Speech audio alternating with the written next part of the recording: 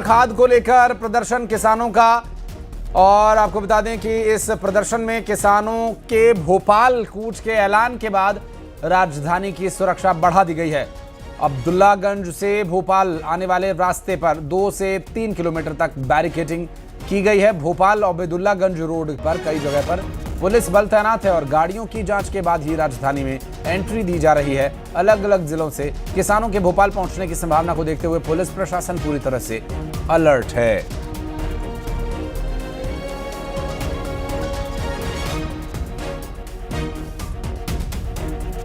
तो किसानों के इस प्रदर्शन को देखते हुए सुरक्षा और एहतियाती कदम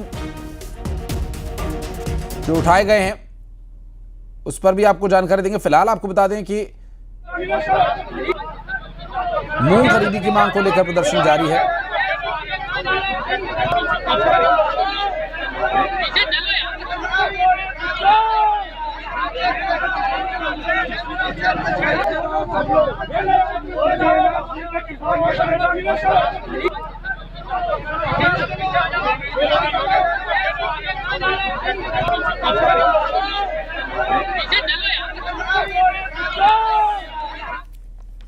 प्रदर्शनकारी छात्रों पर पुलिस की कार्रवाई के मामले में सुप्रीम कोर्ट ने सख्त रुख अपनाया। कोर्ट ने दिल्ली, महाराष्ट्र, बिहार, केरल, मध्य प्रदेश, उत्तर प्रदेश सरकार को नोटिस जारी कर अगली सुनवाई में मुख्य सचिवों को ऑनलाइन पेश होने के निर्देश दिए हैं। CCTV footage, drone video, body on cameras की रिकॉर्डिंग और डिजिटल डेटा सुरक्षित रखने के आदेश दिए गए हैं। मिल रही जानकारी के अनुसार अब तक इस पूरे मामले में कोर्ट ने कहा कि शांतिपूर्ण प्रदर्शन में शामिल छात्रों पर कार्रवाई न की जाए। जिनका आपराधिक रिकॉर्ड नहीं उन्हें तुरंत रिहा किया जाए। मामले की अगली सुनवाई सोमवार को होगी। अशरफ हमारे सहयोगी इस वक्त हमारे साथ जुड़ गए। अशरफ, एक बड़ा ऐलान, एक बड़ा निर्णय कोर्ट का। हाँ बिल्कुल आशीष, देखिए ये आज जो सुप्रीम कोर्ट में सुनवाई है जंतर मंतर पे आंदोलन को लेकर, ये एक बहुत बड़ी राहत जो है छात्रों को मिली है। सुप्रीम कोर्ट ने साफ कर दिया है कि जिन छात्रों का कोई भी आपराधिक रिकॉर्ड नहीं है और उनके ऊपर कोई मामला दर्ज किया है तो उनको फौरन रिहा किया जाए।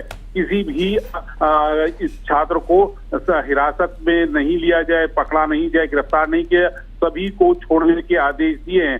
साथ साथ जो इलेक्ट्रॉनिक डिवाइसेस हैं, जो इलेक्ट्रॉनिक सबूत हैं, तो उनको भी सुरक्षित रखने को बात की गई है। 6 राज्यों के मुख्य सचिव को नोटिस दिया गया है कि अगली सुनवाई जब सोमवार को होगी तो आप ऑनलाइन जुड़ेंगे। ये उनसे भी पूछा जाएगा क्योंकि वहां की क्या स्थिति है, राज्यों में क्या कार्रवाई की गई, क्योंकि ये जो आज आदेश दिया गया वो सिर्फ दिल्ली के लिए नहीं बल्कि 6 राज्यों के लिए, सभी के लिए ये आदेश है। सभी को छोड़ना है और जिनका जहां पे जो एविडेंसेस की बात की, जो कैमरे हैं, सीसीटीवी फुटेज है या ये छात्रों की लोकेशन है, जिससे छात्रों कहां पे उस प्रदर्शन के दौरान कौन था, जो मोबाइल के जरिए आप पता करते हैं, वो सब जो सबूत हैं उनको सुरक्षित रखना है जिससे आगे चल के जांच में वो काम आए। ये साफ निर्देश दिए गए। तो इसका मतलब ये है आशीष के जो लोग निर्दोष हैं या सिर्फ जो छात्र थे उनको छोड़ दिया जाएगा, लेकिन जिन लोगों ने हिंसा फैलाई है और अगर उनका कहीं आपराधिक रिकॉर्ड होता है तो उनके मामले में सख्त कार्रवाई की जाएगी। क्योंकि इसी वजह से ये जो सबूत को सुरक्षित रखने की बात की जा रही है, तो माना यही जा रहा है कि सुप्रीम कोर्ट का जो राय है, जो उनका ध्यान है वो यही है कि जो आपराधिक किस्म के लोग हैं उनको के खिलाफ आगे चल के कार्रवाई की जाएगी। जो छात्र हैं, शांतिपूर्ण आंदोलन कर रहे थे, उनको रिहा कर दिया जाए। जी जाहिर है, और चूंकि जिस तरह की अभी हालात और जिस तरह की परिस्थितियां अभी देखने को मिल रही हैं, उससे जाहिर है कि आने वाले समय में न सिर्फ सरकारों को जवाब देना होगा बल्कि अशरफ जो छात्र इस वक्त हिरासत में हैं उन्हें तुरंत छोड़ना होगा। और अब आपको ये भी बता दें कि 6 राज्य सरकारों को नोटिस भेजा गया है कोर्ट के द्वारा और तुरंत उन्हें रिहा किए जाने के लिए ऐसे जो छात्र पुलिस की गिरफ्त में हैं उन्हें तुरंत छोड़ना होगा। अब तक जो भी कार्रवाई की गई है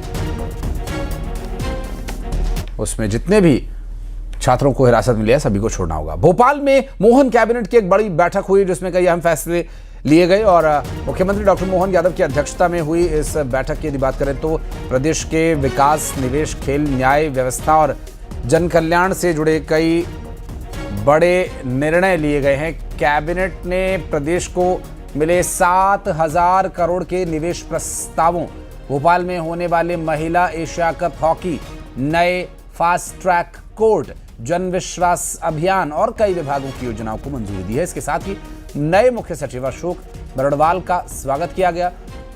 पूर्व मुख्य सचिव अनुराग जैन को नीति आयोग का CEO बनाए जाने की बात पर बधाई दी गई। और अब हर शुक्रवार अधिकारी और जनप्रतिनिधि जनता के बीच पहुंचकर योजनाओं की जमीनी हकीकत जानेंगे। जी का एनसीपी पार्टी सबसे हमने बात किया तो सबने कहा कि ठीक है 6 घंटे को हम 2 घंटे बढ़ा करके 8 घंटे